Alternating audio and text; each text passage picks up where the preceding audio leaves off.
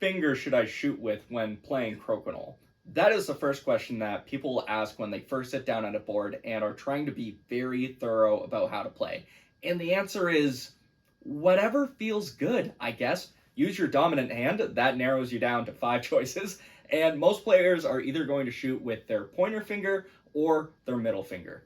I personally like shooting with my pointer. I find that the piece is more visible when I'm striking it. However, there are plenty of top players who shoot with their middle finger because they feel that it's more accurate. Again, that's just what it is, a preference. Do what feels right, and you should be good to go. And for the sake of being thorough, there are players that shoot in other ways. For example, Simon Dowrick, formerly known as the Spider in the competitive Crokinole world, shoots like this, where he plants down his pointer and his index and loads up his finger on the edge of the board to shoot.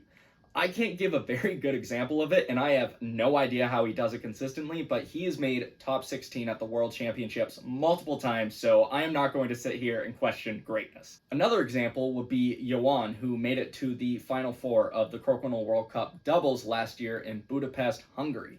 He is, before Crokinole, a Carroms player, and he uses a Carrom shot, where he loads, I believe, his middle finger with his pointer and flicks like this.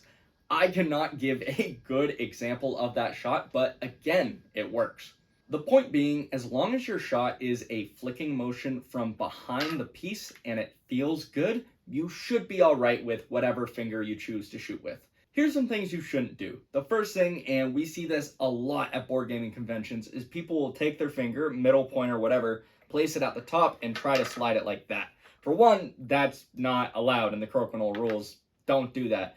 Two, there's not a lot of accuracy despite what my first example may show. There's friction between your finger and the top of the disc that's going to cause it to go in different ways. There's some people who are using their entire arm to do it. There's a ton of variables, but even if you're just using your wrist, it's very awkward. So one, it's against the rules. Two, it's kind of a crappy way to shoot, so don't do it.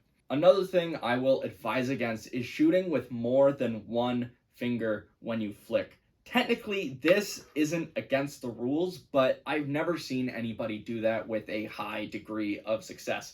In summary, whatever finger you decide to flick your piece with is probably okay, but however you're shooting, there are a few fundamentals you've got to follow. And the first thing we are going to talk about, a thing you should not do, is called the floating hand, and we're going to talk about that in our next video. So make sure you stay tuned, and if you have any questions that came out of this video or things that are just on your mind, let me know in the comments. Thank you for tuning in, and as always, happy flicking.